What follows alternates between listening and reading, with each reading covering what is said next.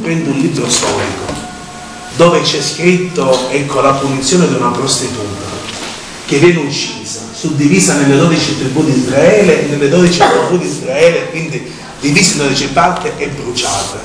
Che cosa il Signore ci vuole dire? Ecco, queste cose qua, ecco, dire, vediamo il Signore oggi che cosa mi vuole dire. E tentare il Signore Gesù. E continuare.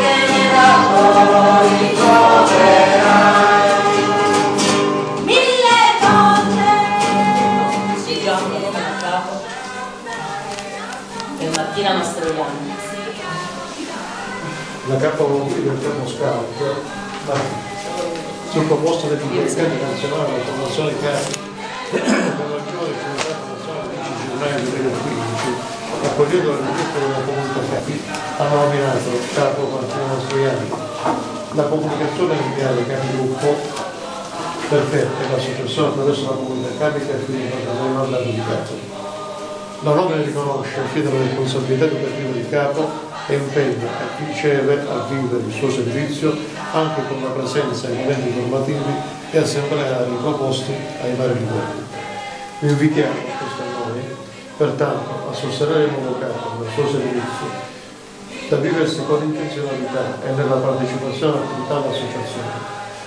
Vi chiediamo di vivere il momento della consegna attraverso la semplice cerimonia, affinché si sottolinei l'importanza della nomina che costituisce non un punto d'arrivo, ma una tappa di un servizio svolto nella condivisione e nella corresponsabilità con gli altri capi e l'intera associazione. È vostra responsabilità sostenerla, a vivere alla luce della nomina il progetto di capo nell'ottica della formazione per la vita. Complimenti.